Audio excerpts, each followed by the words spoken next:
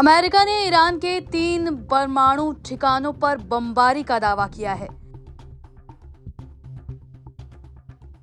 Israel और Iran में पिछले कई दिनों से युद्ध जैसी स्थितियां बनी हुई हैं, जिसके तहत दोनों देश एक दूसरे पर मिसाइलों से हमले कर रहे थे।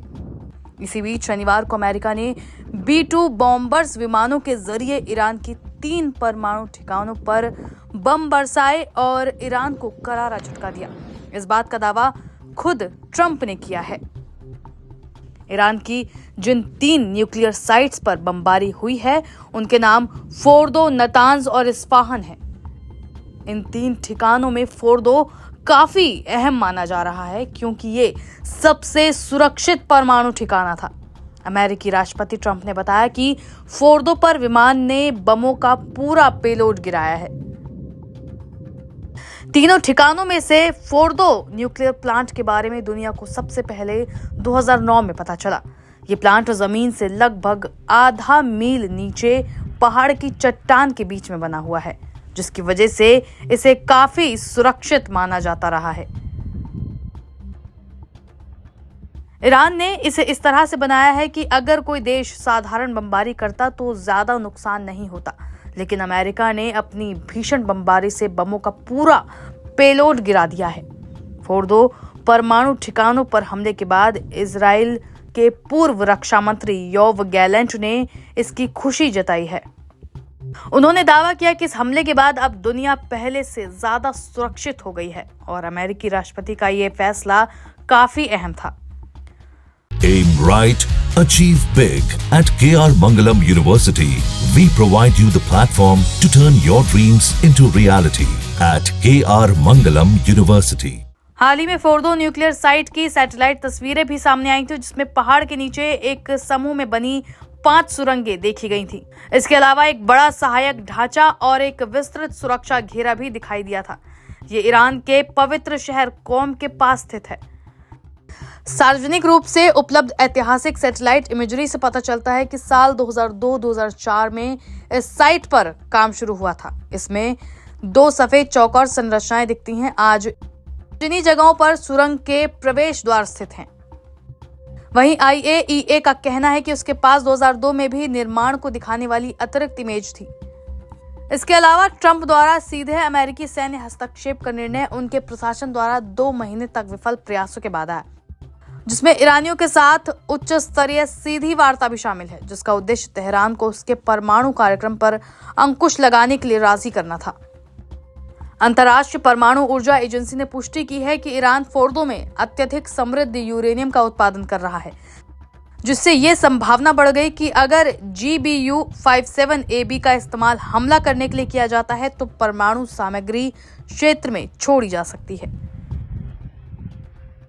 IAEA ने कहा है कि एक अन्य ईरानी परमाणु स्थल नतांज की सेंट्रीफ्यूज साइट पर पिछले इजरायली हमलों ने केवल साइट पर कंटैमिनेशन किया है, न कि आसपास के क्षेत्रों में।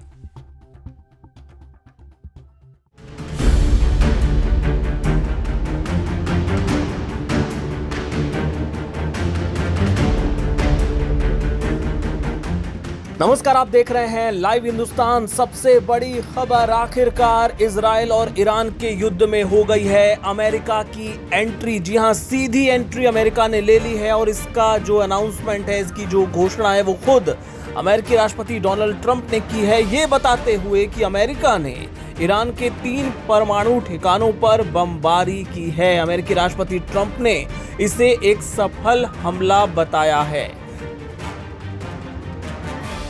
ट्रंप ने कहा कि बम बरसाने के बाद सभी विमान अमेरिका वापस आ रहे हैं। सोशल मीडिया प्लेटफॉर्म ट्रुथ पर ट्रंप ने लिखा, हमने ईरान के 3 परमाणु ठिकानों पर बहुत सफल हमला किया है, जिसमें फोर्दो, नतांज और इस्फहान शामिल हैं। सभी विमान अब ईरान के हवाई क्षेत्र से बाहर हैं। प्राथमिक स्थल फोर्डो पर बमों का पूरा पेलोड गिराया गया है। सभी विमान सुरक्षित रूप से अपने घर की ओर आ रहे हैं। हमारे महान अमेरिकी योद्धाओं को बधाई। दुनिया में कोई दूसरी सेना नहीं है जो ऐसा कर सकती थी। अब शांति का समय है। इस मामले पर आपका ध्यान देने के लिए धन्यवाद। तो ये अमेरिकी राष्ट्रपति डोनाल्ड ट्रंप ने ऐलान किया है और इसी के साथ आखिरकार अमेरिका की सीधी एंट्री इस युद्ध में हो गई है। आपको बताएं कि एक अमेरिकी अधिकारी ने न्यूज एजेंसी रॉयटर्स से बातचीत में इस बात की पुष्टि की है कि इस हमले में B-2 स्टिल्थ बॉम्बर्स का इस्तेमाल किया गया।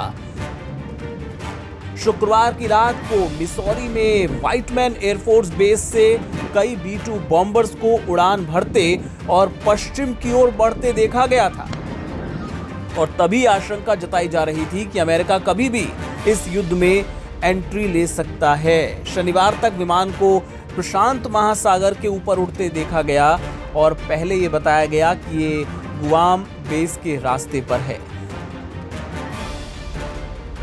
B-2 spirit bombers massive ordnance penetrator ले जाने में सक्षम है, जो 30,000 पाउंड का बंकर बस्टर बम है, जिसे ईरान के फोर्डो परमाणु स्थल को भेजने में सक्षम हथियार माना जाता है। अब ये कितना सक्सेसफुल हुआ है ये बाद में पता चलेगा। ट्रंप तो यही दावा कर रहे हैं कि हमने ये सफल हमला किया है, और इसके पहले जो वो 2 हफ्ते की बात कह रहे थे, ऐसा लग रहा है कि अब वो एक तरह से ईरान को झांसा देने के लिए था, क्योंकि 2 हफ्ते छोड़िए 2 दिन भी इंतजार नहीं किया गया और अब ट्रंप ने शांति की बात कही है। इसके पहले इजरायली जो अधिकारी हैं वो ट्रंप प्रशासन से साफ तौर पे कह चुके थे कि ईरान पर हमले के लिए 2 सप्ताह का इंतजार नहीं किया जा सकता है।